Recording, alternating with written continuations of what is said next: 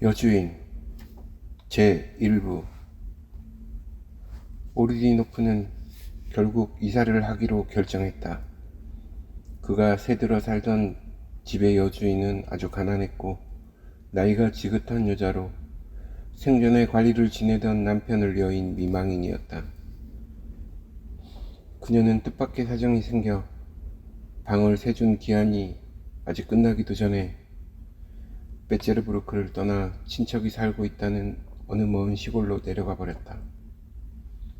그 집에 방을 세내어 살고 있던 젊은이는 정해진 기한이 끝날 때까지 그 집에서 머물긴 했지만 오랫동안 정이 든 자신의 보금자리를 떠나야 한다는 생각에 마음이 착잡했고 익숙해진 자신의 거처를 떠나야 한다고 생각하니 괜히 화가 나기도 했다. 그도 그럴 것이 그는 가난한 데다 집을 새로 구하려면 돈이 많이 들기 때문이었다. 여주인이 떠난 다음날 아침 그는 모자를 들고 집을 나가 베체르부르크의 골목길을 여기저기 돌아다녔다. 그는 이 건물 저 건물을 찾아 돌아다니며 건물 입구에 붙여진 새빵 광고 쪽지들을 샅샅이 살펴보고 있었다. 그는 되도록이면 지저분하고 사람들이 북적대는 큰 건물을 고르고 있었는데 자신에게 거처를 내줄 만한 가난한 사람들은 주민들을 그런 건물에서 더 쉽게 찾을 수 있을 거라는 생각에서였다. 그는 이미 오랜 시간 동안 집을 구하느라 열심히 돌아다녔다. 그러다가 한순간 그는 갑자기 자기 자신도 알 수 없는 이상한 감정에 빠져들었다. 처음에 그는 얼빠진 사람처럼 멍한 상태에 빠져 주춤하다가 조금 후에야 간신히 정신을 가다듬고 강렬한 호기심을 나타내며 자기 주변에서 벌어지는 일들을 주의 깊게 살펴보기 시작했다. 북적대며 거리를 오가는 사람들, 거리에서 멀어지고 있는 잡다한 인간의 생활상, 소음, 사람의 물결, 새로 발견된 사물들, 새로워 보이는 주변 환경 등 모든 것이 그에게 신기하게 느껴졌다. 이런 잡다한 모습들은 노동과 땀으로 얻은 수입이거나 혹은 다른 여러 가지 방법을 통해 얻은 수입인데 어딘가 따뜻한 둥지를 구해서 안락한 삶을 살기 위해 오랫동안 바쁘고 복잡하게 살아온 베체르부르크 사람들에게는 이미 사소하고 시시한 것이 되어버린 지 오래였고 이미 실증이 날 대로 난 허망한 것들에 지나지 않는 것이었다. 그런데 이런 일상의 권태와 울적함이 그의 마음속에서는 반대로 아주 신기하게 느껴졌으며 어떤 신선한 감흥을 불러일으키기까지 했다. 어느새 그의 창백했던 뺨이 가벼운 홍조를 띠기 시작했고 그의 눈동자는 새로운 희망이라도 발견한 사람의 눈처럼 반짝이기 시작했다. 그는 갑자기 차갑고 신선한 공기를 느끼게 되었고 심호흡을 하기 시작했다. 그는 지금까지 아주 조용하고 고독한 삶을 살아왔다. 3년 전 그는 학위를 받게 되었고 좀 더 자유롭게 살아갈 수 있게 되었다. 그러던 어느 날 그는 지금까지 말로만 들어왔던 한 노인을 찾아가게 되었다. 제복을 입은 시종이 다시 한번 여쭤보겠다고 이야기할 때까지 그는 오랜 시간을 기다렸다. 그런 후에야 그는 여전히 존재하는 몇몇 유서 깊은 가문의 집들에서나 볼 수 있는 천장이 높고 어두침침하고 텅 비어있는 아주 단조로운 거실로 안대를 받아 들어갔다. 그 방에는 가슴에 훈장을 가득 달고 모피로 장식한 옷을 입은 한 노인이 서 있었다. 노인은 그의 부친의 친구였고 동료이기도 했으며 자신의 후견이기도 했다. 노인이 그에게 돈꾸러미를 건네주었다. 액수는 얼마 되지 않았다. 이것은 오랫동안 그의 조상 대대로 물려받은 유산을 경매에 붙여 빚을 청산하고 남은 돈이었다. 오르디노프는 무감각하게 그것을 받아들고 자신의 후견인에게 영원한 작별 인사를 한 다음 거리로 나왔고, 춥고 안개 낀 가을 저녁이었다. 젊은이는 깊은 사색에 빠져들었다. 원인을 알 수 없는 슬픔이 그의 가슴에 밀려들었다. 그러다가 한순간 그의 눈에서 불길이 타오르기도 했다. 그는 흥분에 휩싸이는가 하면 오싹한 한기를 느끼기도 했고, 어느 땐 열에 확 달아오르는 것 같은 기분이 들기도 했다. 그는 자신이 받은 유산이 앞으로 2년이나 3년 정도는, 게다가 허리띠를 더 졸라맨다면 4년까지도 살 수 있는 액수라는 생각이 들었다. 날이 어두워지고 빗방울이 내리기 시작했다. 그는 처음 본 집에 거처를 정하고 1시간이 채 못 되어 그곳으로 이사를 했다.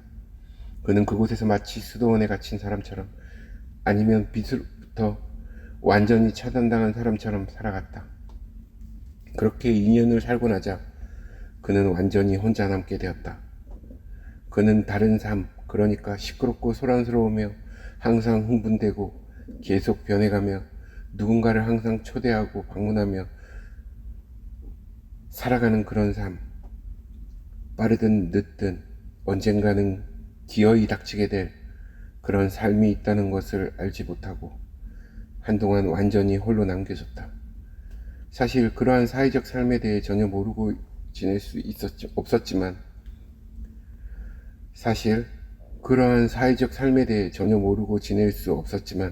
그는 그런 삶에 일부러 등을 돌렸고 단 한 번도 그런 삶을 원하지 않았다. 그는 아주 어린 시절부터 다른 사람들과는 다르게 살아왔다. 그런데 이런 남다름이 결국에는 그의 삶에 있어서 결정적인 역할을 하게 되었다. 가장 깊고 강렬하며 인간의 전 생애를 소비하게 만드는 어떤 열망, 즉 실질적이고 현실적인 삶의 공간에서는 단 한치의 자기 자리도 찾지 못하는 오르디노프 같은 그런 사람에게서 흔히 나타나기 마련인 어떤 강렬한 열망이 그를 집어삼켜버린 것이었다. 그것은 바로 학문에 대한 열망이었다. 학문은 그의 젊음을 집어삼켰고 천천히, 그리고 아주 달콤한 도구로 그에게 잠을 빼앗아갔으며 좋은 음식을, 그리고 그의 골방에서는 한 번도 느껴보지 못했던 신선한 공기마저 모두 빼앗아 가버렸다. 그럼에도 불구하고 오르디노프는 자신의 열망에 푹 빠져 아예 그런 신선한 공기 따위는 원하지도 않았다. 그는 젊었고 그 이상 아무것도 원하는 것이 없었다. 열망은 외적인 삶에 있어서 그를 완전히 어린애로 만들어버린 것은 물론, 다른 사람들 사이에서조차 자신의 자리를 찾아 어떤 경계를 지을 필요가 없을 때가 오더라도 자신의 무능함 때문에 그 사람들을 피해 도망가 버리고 말았다. 다른 간사한 사람들에게 있어서 학문이 손안에 든 자본이었다면, 오리지노프에게 있어서 학문에 대한 열망은 자기 자신에게 총구를 겨눈 무기가 되어버렸다. 지금까지 그의 내면 속에 잠재되어 있던 학문에 대한 열망이란 것은 아주 사소한 것이라 할지라도 배우고 싶어하며 알고 싶어하는 어떤 논리적인 분명한 원인들 때문이었다기보다는 무의식적인 집착으로 인한 것이었다. 아직 어렸을 때부터 그는 괴짜로 알려졌을 뿐만 아니라 주변의 친구들과 비슷한 점이라고는 아무것도 없었다.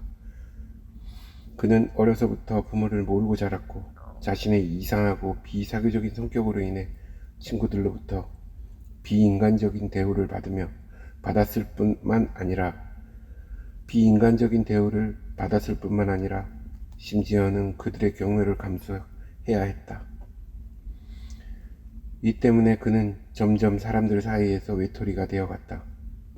그래서인지 그의 고독한 학업에는 지금까지, 그리고 심지어는 바로 지금 이 순간까지도 규칙이라든가 하는 일정한 체계가 존재해 본 적이 없었다.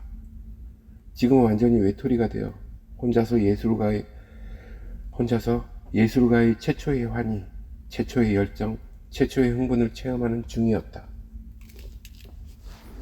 세운 것이다. 이 체계라는 것은 그의 존재 내부에서 해를 거듭하며 살아왔다. 처음에는 어슴푸레하고 분명치 않았던 체계가 이제 영혼 속에서 점차적으로 새롭고 획기적인 변화를 통해 완전한 형식으로 승화된 놀랍고 경이로운 사상의 윤곽을 드러내기 시작했다. 그러한 사상의 형성은 자신의 영혼의 고통을 통해서 그 영혼의 내부로부터 요구된 것이었다. 그는 아직 서투르긴 했지만 영혼의 고유함이라던가 진실함이라던가 자유로움 등을 감지하고 있었던 것이다. 이미 오래전부터 그에게는 창조적인 능력이 있다는 것이 사실로 받아들여지고 있었는데 이제 그 능력이 실제적으로 드러나기 시작했고 확실해진 것이다. 그러나 창조물과 그 능력의 승화는 아직 멀게 느껴졌고 지금으로서는 아주 멀리 존재하는 것인지도 모를 일이었으며 아니 어쩌면 아주 불가능한 것인지도 몰랐다. 그는 지금 마치 사람을 피해 다니는 사람이나 혹은 자신이 살고 있던 무언의 광야에서 갑자기 시끄럽고 소란한 덫으로 내던져진 은자처럼 거리를 방황하고 있는 것이다. 모든 것이 그에게 새롭고 이상하게 여겨졌다. 그러나 이런 이상한 느낌에 놀라고 있을 겨를이 없을 만큼 그의 주변에서 떠들어대고 펄펄 끓고 있는 세계가 그에겐 아주 낯설게 느껴졌다. 그는 자신이 미개하다는 것을 아직 깨닫지 못한 사람처럼 보였다. 그러나 반대로 그의 내부에서는 즐거운 생각이, 그러니까 오랜 재개 기간 후에 드디어 먹을 것과 마실 것을 얻은 사람에게서 종종 나타나기 쉬운 치기와 비슷한 희열이 꿈틀거리고 있었다. 물론 아무리 오르디노프 같은 사람이라 할지라도 베체르부르크의 시민으로서 집으로 옮기는 것과 같은 사소한 사건으로 인해 흥분하고 정신 산란해하는 일은 아주 이상한 일로 보이는 것이 사실이었다. 하지만 무슨 볼일이 있어 밖에 나가는 일이 한 번도 없었던 오르디노프에게서는 이 사건은 아주 이상한 경험이었다. 그는 거리를 쏘다니는 일에 점점 더 흥미를 느끼기 시작했다. 그의 그런 모습은 거의 건달처럼 보일 정도였다. 그러나 여전히 예전과 똑같은 기분에 사로잡혀 있는 그는 책 속의 행간에서 느껴졌던 것과 마찬가지로 지금 자신 앞에 선명하게 펼쳐진 모든 세계의 그림을 이해할 수 있었다. 모든 것이 그를 놀라게 했다. 그는 단 하나의 느낌도 놓치지 않으려고 했었고 골똘히 생각에 잠긴 시선으로 지나가는 사람들의 얼굴을 쳐다보았다. 그는 주변에 있는 모든 사람들의 용모를 자세히 관찰하든가 하면 고독한 밤의 정적 속에서 생겨난 자신의 결론을 모두 확인이라도 하려는 사람처럼 주변 사람들의 이야기를 자세히 들어보기도 했다. 거의 매번 심지어 아주 사소한 것들까지도 그를 놀라게 했으며 어떤 거창한 사상으로까지 그려보게끔 했다. 이제서야 그는 처음으로 자신의 승방에 자신을 산채로 매장했다는 것을 깨닫게 되었고 그런 사실에 화가 나기도 했다. 이곳에서는 모든 것이 빨리 진행되고 있었다. 그의 맥박도 힘차고 빠르게 뛰기 시작했다. 고독감에 사로잡혀 있던 머리도 긴장하게 되었고 활기찬 활동으로 연마되고 고양되어 빠르게 유쾌하게 일하기 시작했다. 지금까지 무의식적으로만 알고 있었던, 더 정확히 말하자면 예술가의 본능만으로 단순하게 예감했던 현실의 삶 속으로 자신에게서는 이상하게 느껴졌던 그러한 삶 속으로 어떻게든 자신을 가깝게 접근시켜 보려고 애를 써보기도 했다. 그의 심장은 사랑과 동정의 아픔으로 마구 뛰고 있었다. 그는 조금 더 주의를 기울여 자기 옆을 지나가는 사람들을 살펴보았다. 사람들은 모두 낯설게 보였고 근심에 쌓여있는 것처럼 보였으며 무슨 생각인가 골똘해 있는 모습이었다. 그러다가 오르디노프는 점차 그 모습에 무관심해지기 시작했다. 이제 그러한 현실이 그를 짓누르기 시작했고 그의 마음속에는 이 새로운 경위에 대한 이름 모를 공포가 생겨났다. 그것은 마치 최초로 자신의 병상에서 환희에 벅차 일어났다가 빛과 성광과 삶의 소란스러움 그리고 소음과 그의 주변을 날아오르는 모든 사물들의 현란함에 기운이 쭉 빠지고 몽롱해지며 머리가 빙빙 도는 것을 경험한 한 자처럼 그는 지금까지 자신이 보지 못한 것들에 대한 새로운 감동의 폭발로부터 이제는 지치기 시작했다.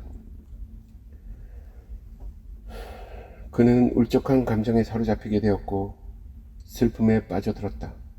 그는 자신의 전생에 대해서, 지금까지 자신의 모든 활동에 대해서, 심지어는 자신의 앞으로의 미래에 대해 두려워하기 시작했다. 느닷없이 새로운 생각이 그의 평온을 여지없이 뒤흔들어 놓은 것이다. 자신이 지금까지 홀로 고독하게 살아왔다는 것과 이 세상에서 그 누구도 자신을 사랑하지 않으며 그 역시 지금까지 누군가를 사랑할 기회가 없었다는 생각이 그의 마음속에 문득 떠올랐던 것이다. 처음에 거리를 싸돌아다니며 우연히 마주쳤던 지나가는 사람 중 몇몇 사람들은 그를 이상하게 쳐다보고 무례하게 빤히 쳐다보기까지 했다. 그는 이 자신을 정신 나간 사람으로 취급하거나 아주 별난 괴짜로 간주했을 뿐만 아니라 그 사실을 전혀 의심조차 하지 않고 있다는 것을 알게 되었다. 그는 지금까지 자신이 사람들 옆에 있을 때면 모두들 부담스러워했다는 사실을, 또한 어린 시절부터 생각에 골똘해 있고 고집스러운 그의 성격 때문에 모두 그를 피했다는 사실을 기억해냈다.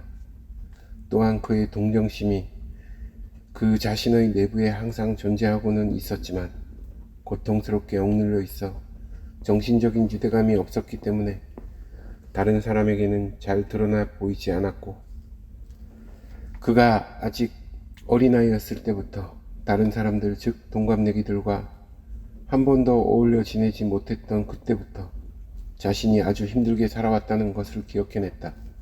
이제서야 그는 지금껏 모든 사람들이 자신을 피해 다니고 자신을 멀리했다는 사실을 깨달았다. 그는 도시 중심에서 멀리 떨어진 베체르부르크의 어느 변두리에 위치한 한 건물 안으로 들어갔다. 그곳에 있는 한적한 선술집에서 점심을 먹는 둥 마는 둥 하고 다시 거리를 나와 여기저기 돌아다니기 시작했다. 그는 다시 수많은 거리와 광장들을 지나왔다. 그가 지나온 길 뒤로는 노란색과 회색빛의 기다란 단장들이 쭉 늘어서 있었다. 부유한 가옥들 대신 허름하고 낡아빠진 농가들을 지나자 그 뒤로 공장들이 나타나기 시작했고, 그 아래로는 긴 관들이 달린 기형적이고 거무죽죽한 색깔을 띤 커다란 건물들이 나타나기 시작했다. 거리는 사람이 뜸했고 한적했다. 그것은 왠지 음울하게 느껴졌고 저기에 차 있는 것처럼 보였다. 최소한 오르디노프에게는 그렇게 느껴졌다. 벌써 어둠이 내리고 있었다. 그는 기다란 골목길을 빠져나와 교구의 교회가 있는 광장으로 나왔다. 그는 얼빠진 모습으로 교회 안으로 들어섰다. 예배가 막 끝난 후였다. 교회 안은 텅 비어 있었고 늙은 두 사람만이 아직 교회 입구 근처에서 무릎을 꿇고 앉아 있었다. 백발을 한 교회지기가 촛불을 끄고 있었다. 교회의 둥근 지붕에 나 있는 좁은 창문을 통해서 저물어가는 햇살이 긴 선을 그리며 위로부터 쏟아져 들어왔고 두 재단들 중 하나를 눈부신 빛의 바다처럼 환하게 비추었다. 그러나 이 빛들도 점점 약해지기 시작했다. 교회의 천장 밑으로 어둠이 짙어갈수록 등불과 촛불이 전물하며 만들어내는 붉은 빛을 받은 황급빛 옷의 성상들이 여기저기서 밝게 타오르며 환하게 빛나고 있었다. 오르디노프는 마음을 뒤흔드는 형용할 수 없는 이상한 아픔과 북박쳐 오르는 어떤 감정에 휩싸여 어두운 벽 쪽으로 다가가서 한순간 정신을 잃은 듯 망연자실한 채로 앉아 있었다. 그때 교회 안으로 들어오는 두 사람의 율동적이고 메아리치는 발소리가 교회의 천장 아래로 울려 퍼졌다. 그는 갑자기 정신을 차렸다. 그는 고개를 들어 방금 들어온 두 사람에 대해 이상한 호기심을 가지고 그들을 바라보았다. 한 늙은 노인과 젊은 여인이었다. 노인은 키가 크고 아직 허리도 곧고 건강해 보였지만 여유 없고 창박해 보였다. 그의 외모로는 어딘가 먼 곳에서 온 이곳에 잠시 들른 상인처럼 보였다.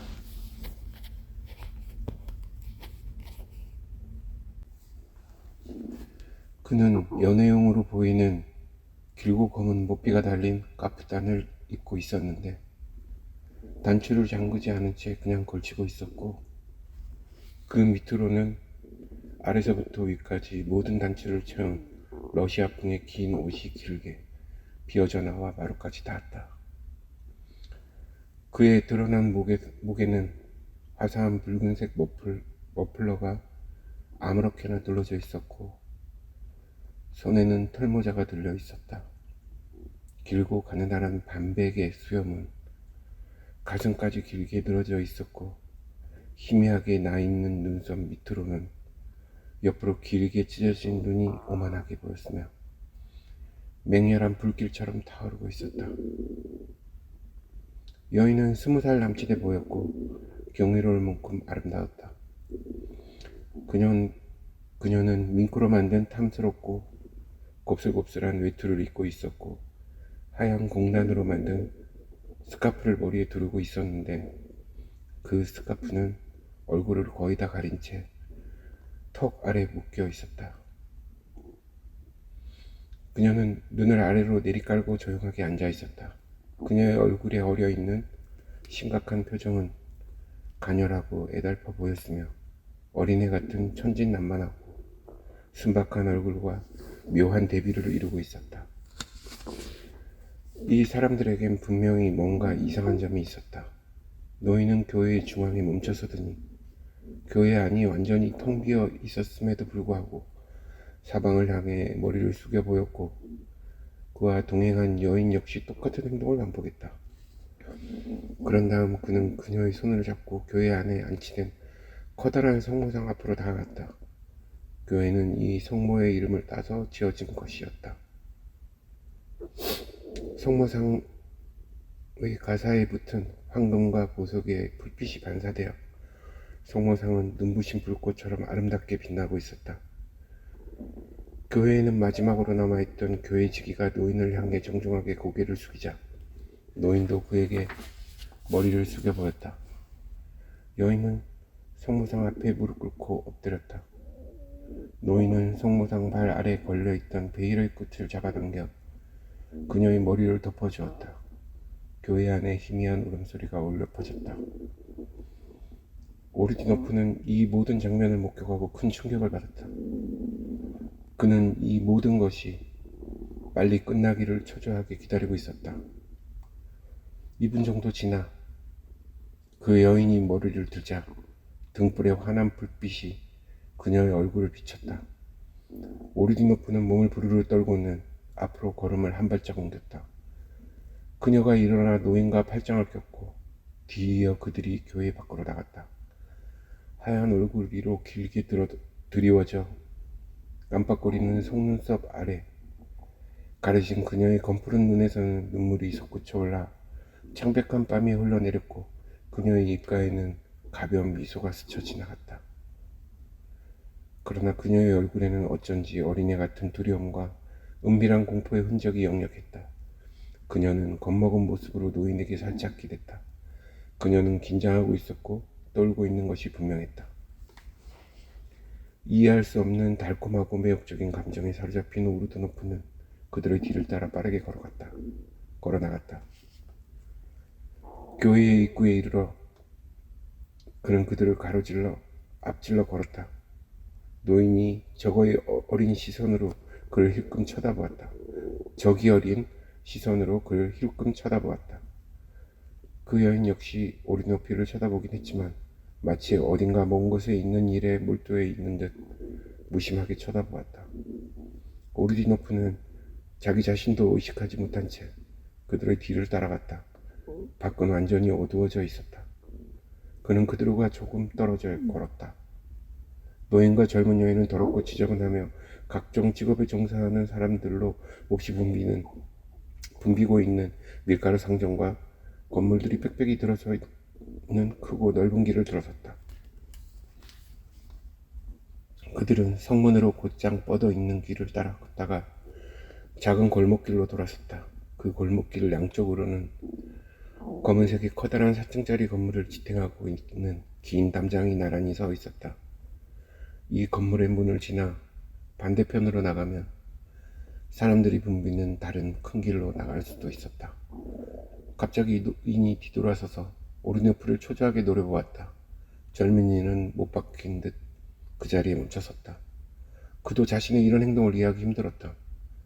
노인은 자신의 위협이 효과가 있었는지 확인이라도 하듯 다시 한번 오르디노프를 쏘아보고는 젊은 여인과 함께 좁은 문을 통해 건물의 뜰로 들어갔다. 그러자 오르디노프는 발길을 돌려 오던 길로 되돌아갔다. 오르디노프는 기분이 몹시 상했다. 그도 그럴 것이 하루를 그냥 헛되이 보냈고 해놓은 일도 하나 없이 몸만 피곤한 상태인데다가 전혀 의미 없는 사소한 일을 굉장한 일이라도 되는 양 중요한 의미를 부여잡고 행동한 자신의 바보스러운 짓이며 그런 일로 하루를 다 보낸 사실을 상기하고는 자기 자신에게 잔뜩 화가 났다.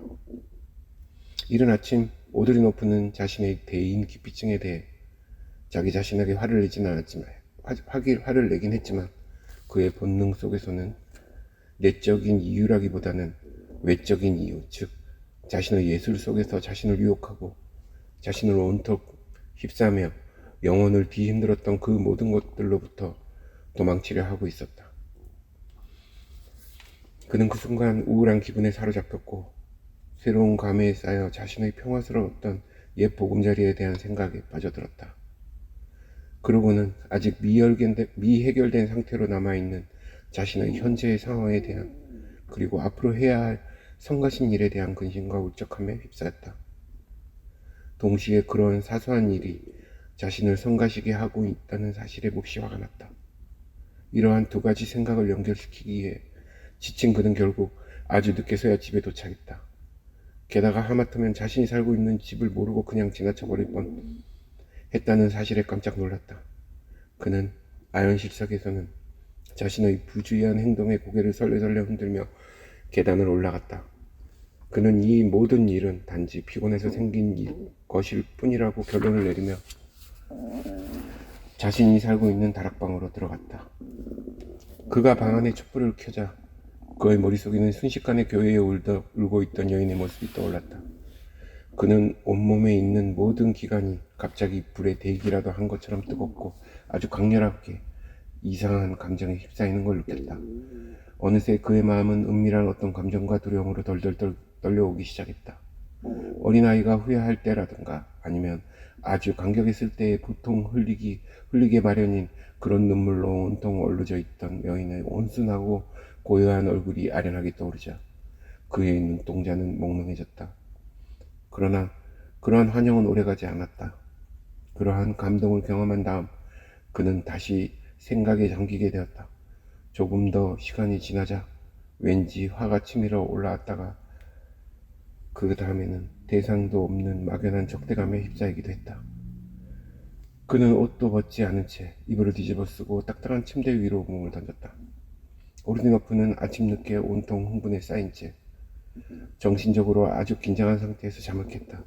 그는 얼른 일어나서 침대를 정리하고 간신히 정신을 차린 다음 지금 자신에게 부여되어 있는 미해결된 문제들에 대해 이리저리 궁리하고는 집을 나와 어제 돌아다녔던 그 반대쪽으로 길을 나섰다.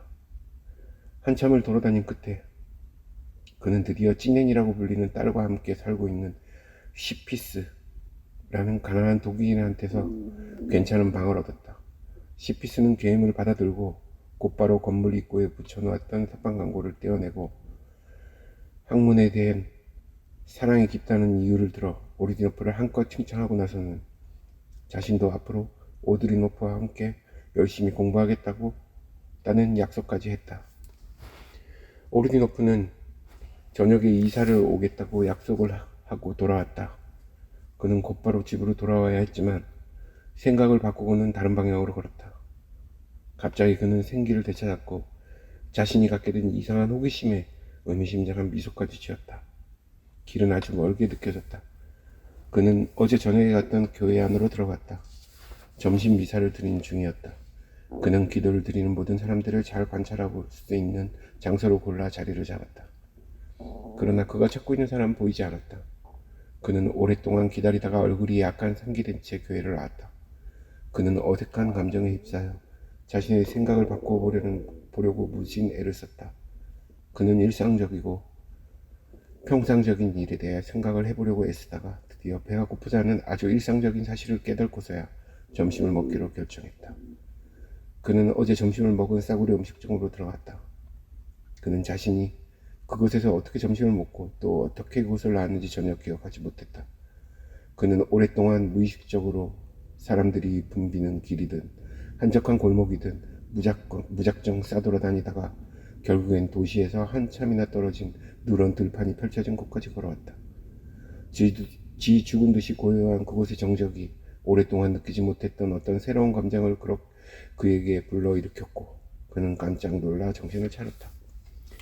10월의 빼쩌르부르크에서는 보기 드문 건조하고 냉랭한 날씨였다. 그는 멀지 않는 곳에 농가가 있었다. 그리 멀지 않은 곳에 농가가 있었다. 농가 옆에는 두 개의 낯가리가 서 있었다. 늑거리 고준 작은 말이 입이 축 늘어져서 고개를 숙이고 마구도 매지 않은 채 이륜마차 근처에서 뭔가 생각에 잠긴 듯 서 있었다. 마당을 지키는 개가 으르렁거리며 부서진 바퀴 근처에서 뼈다귀를 물어뜯고 있었으며 그 옆에는 3살 먹은 어린애가 윗도리만 입은 채 곱슬머리를 극적거리며 혼자 들어서는 도시에서 온 사람들을 놀란 눈으로 쳐다보고 있었다. 농가 뒤로는 들과 채소밭이 멀리 펼쳐져 있었다. 저 멀리 푸른 하늘 가장자리에 놓인 숲이 점점 짙게 변해가고 있었고 그 반대 방향으로는 하늘을 가르며 줄을 지어 말없이 날아가는 새떼들을 몰아가고 있는 듯한 하얀 구름들이 떠다니고 있었다. 모든 것은 정적 속에 잠겨 있었고 어떤 장중하고도 애처로운 감정을 자아내게 했으며 숨 죽이며 감추어진 어떤 기다림으로 충만해 있는 듯이 보였다. 오르디노프는 앞으로 계속 걸어갔다. 멀리 펼쳐진 벌판이 그를 자꾸만 잡아당기고 있는 것 같았다. 그때 갑자기 도시 쪽에서 저녁 예배를 알리는 종소리가 들려오기 시작했다. 그러자 오드리노프는 그쪽을 향해 몸을 돌리고는 빠른 속도로 걸어가기 시작했다. 드디어 그는 어제 자신이 들른 교회까지 걸어왔고 그 안으로 들어갔다.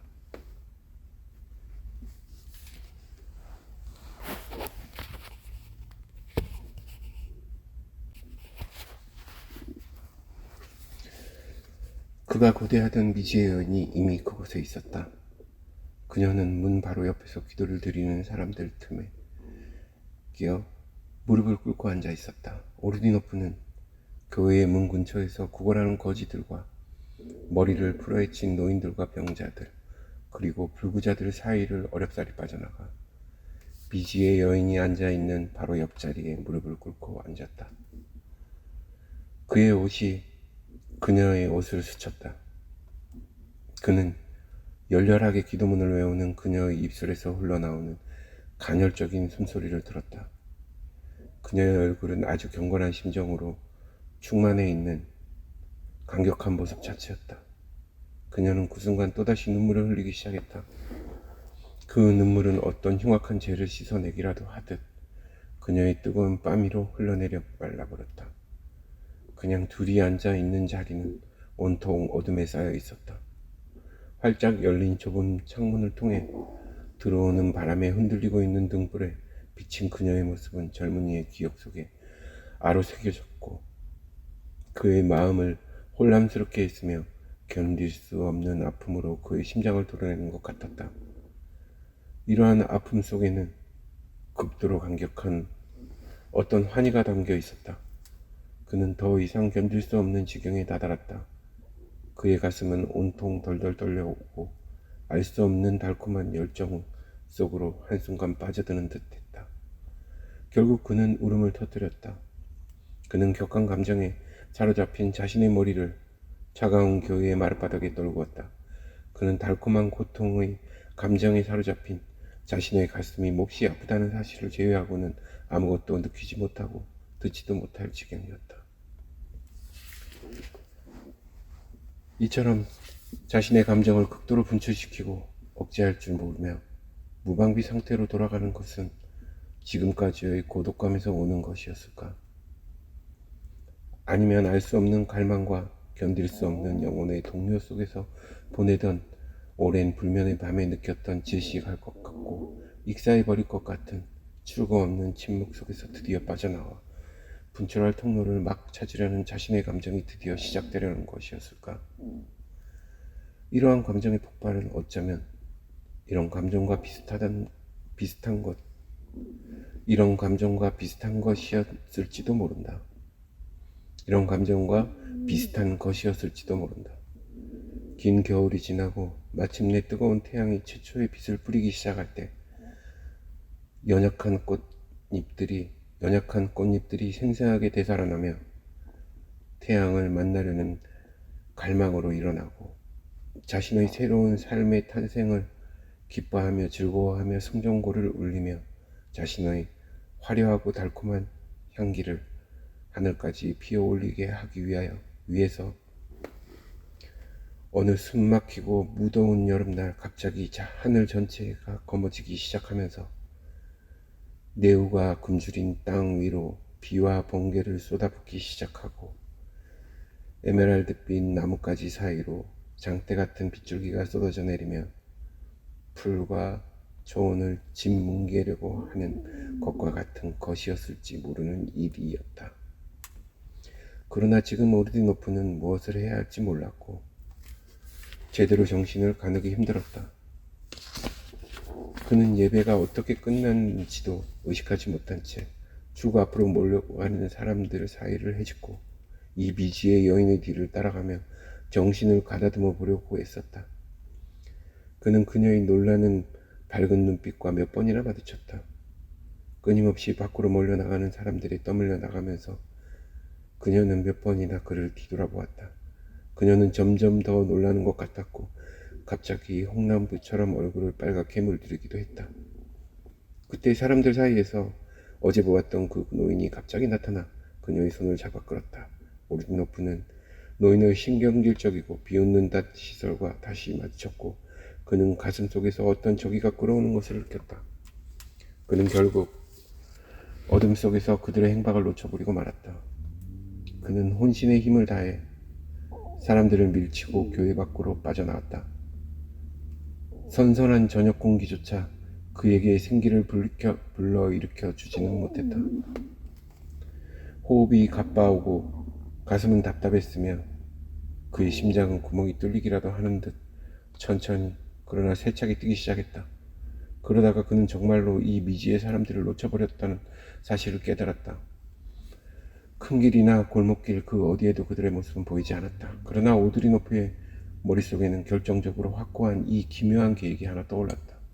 물론 이러한 계획은 대부분 정신나간 것으로 여겨질지도 모르지만 어쩌면 그 때문에 도리어 언제나 성공하게 되는 경우에 흔히 나타나는 기발한 계획이었다. 어느 날 아침 8시에 그는 그들이 살고 있는 집 건물이 있는 골목길로 향했다. 그는 집에서 쓰는 구정물 구덩이 같은 것이 여기저기 패여 있고 좁아 터진 데다가 더럽기 짝이 없고 불결하기 그지없는 어느 건물들로 들어갔다. 그곳에서 무슨 일인가 열중하고 있는 문지기가 하던 일을 멈추고 들고 있던 삽의 손잡이에 턱을 괴고는 머리에서 발끝까지 오리노프를 살펴본 다음 무슨 일로 왔는지 물었다. 문지기는 25살 먹은 아주 젊은 녀석이었는데 거늘고 보이는 데다 주름살이 잔뜩 있는 작은 체구의 따따르기 사람이었다. 집을 찾고 있어. 오리노프는 초조하게 대답했다. 어떤 집을 말이오? 문지기가 비웃는 듯 물었다. 그는 마치 오르드노프의 모든 일을 벌써 다 알고 있는 듯한 눈길로 쳐다보았다. 여기에 사는 사람들 중에서 누군가 새를 놓을 사람이 없을까 해서요. 오르드노프가 대답했다. 저 건물에는 없어요. 문지기가 아리송하게 대답했다. 그럼 여기에도 없어요. 문지기가 다시 삽을 집어들었다. 어쩜 방을 새놓을 사람이 있을지도 모르잖소. 오르드노프가 문지기에게 꽃페이가를 살며시 건네주며 말했다. 따따라이는 오르드노프를 힐끗 쳐다보며 돈을 받아들더니 다시 삽을 들어올리고 한동안 말없이 있다가 말했다. 없어요, 없어. 그러나 젊은이는 그의 대답이 채 끝나기도 전에 웅덩이에 놓여있는 낡고 삐거덕거리는 널판지를 밟으며 이 교체에서 건물 안으로 들어가는 유일한 통로인 시커멓고 지저분한 웅덩이들이 넘실대는 더러운 출구 쪽으로 걸어갔다. 아래층에는 가난한 장의사가 살고 있었다. 그의 기이한 작업장이나 오리노프의 절반은 부서지고 매우 미끄러운 데다 나선형으로 만들어진 계단을 따라 위층으로 올라갔다. 그러고는 어두워서 아무것도 보이지 않는 복도에서 누더기 멍석으로 덮어 씌워 두껍게 둔중한 문을 더듬어 손잡이를 찾아 문을 열었다. 그는 바로 찾았다. 문 앞에는 안면이 있는 노인이 깜짝 놀란 얼굴로 오리노프를 뚫어져라 응시하고 있었다. 무슨 일이오? 그는 거의 들리지 않는 목소리로 띄엄띄엄 말했다. 방을 구할 수 있을까요? 오리노프는 생각이 두었던 말을 모두 잊어버리고는 갑자기 엉뚱한 질문을 했다. 그는 노인의 등 뒤로 자신이 찾고 있던 여인이 서 있는 것을 발견했다. 노인은 아무 말도 없이 오리노프를 문 밖으로 밀어내고는 문을 닫으려고 했다. 방이 있어요. 그때 갑자기 젊은 여인의 상냥한 목소리가 들려왔다. 그러자 노인이 다시 문을 열었다. 거처 할 곳을 찾고 있어요. 오리노프는 얼른 집 안으로 들어서며 그 미인을 향해 말했다. 그러나 그는 자신의 미래의 주인들을 바라보자 자신도 놀라서 얼어붙은 듯 꼼짝 않고 서 있었다. 그의 눈에는 충격적인 장면이 들어왔다. 노인은 모든 감각이 마비된 시체처럼 하얗게 변해 있었다. 이렇게 하얗게 질린 눈으로 뚫어져라 여인을 응시했다. 그녀 역시 처음에는 얼굴색이 하얗게 변했지만 금세 얼굴 전체에 홍조가 돌기 시작했고 그녀의 눈동자는 비밀스럽게 반짝이기 시작했다. 그녀는 오르디노프를 조그만 골방으로 데리고 갔다. 집의 구조는 커다란 방 하나를 2개의 널판지로 막아 3부분으로 나누어 놓은 것이었다. 3등분된 방들은 현관에서 곧장 좁고 어두운 문방간으로 나아 있었다. 문방간 뒤쪽에는 바로 문이 하나 있었는데 주인의 침실문이었는 것이 분명했다. 문간방을 지나 왼쪽으로 나 있는 방이 새를 놓을 방이었다.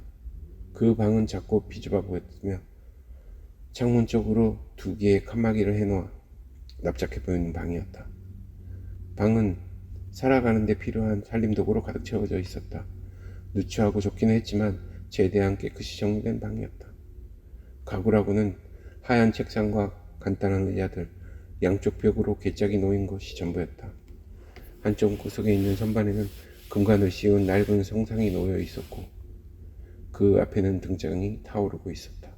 세진방의 문간반 쪽으로 향하는 한쪽 귀퉁이에는 커다랗고 꼴사나운 러시아식 베치카가 자리를 차지하고 있었다. 어쨌든 분명한 것은 이 집에서 세 사람이 살기에는 비좁다는 것이었다. 그들은 두서없이 서로가 하는 말을 이해하지도 못한 채 흥정을 하기 시작했다. 오르디노프는 그녀와 두어 발짝 떨어진 곳에 서서 그녀의 심장이 뛰는 소리를 듣고 있었다. 또한 그는 공포에 떨고 있는 사람처럼 그녀가 떠는 모습도 보았다. 결국 그들은 결론을 내렸다. 젊은이는 지금 바로 이사를 오겠다며 주인을 바라보았다. 노인은 아직 창백한 얼굴로 문 옆에 서 있었다. 조용했지만 뭔가 골똘히 생각에 잠긴 듯한 미소가 그의 입술 위로 살짝 떠올렸다. 오르디노프의 시선과 마주친 노인은 다시 눈썹을 찌푸렸다. 그런데 신분증은 있어. 노인이 문을 열어주며 갑자기 큰 소리로 띄엄띄엄 물었다. 있어요. 오르디노프는 약간 어리둥절한 채 대답했다. 그래, 댁은 도대체 누구요? 나는 바실디 오르디노프라고 하며 귀족 출신이고 특별히 근무하는 곳은 없습니다. 개인적인 일을 하고 있지요. 그는 노인의 목소리를 흉내내며 대답했다. 나도 마찬가지요. 나는 이리야 무린이라고 하며 평민입니다. 이젠 됐소? 그럼 돌아가 주시오. 노인이 대답했다. 갑자기 나타난 새빵 사람이 자신을 속였다고 펄펄 뛰며 유순한 딸 진행과 함께 이미 의심을 하기 시작한 독일인은 물론 그 자신도 깜짝 놀랄 정도로 오르디노프는 1시간이 지나 이미 새 집으로 이사를 했다. 오르디노프 자신도 이 모든 일이 어떻게 일어났는지 이해하지 못했고 이해하고 싶지도 않았다.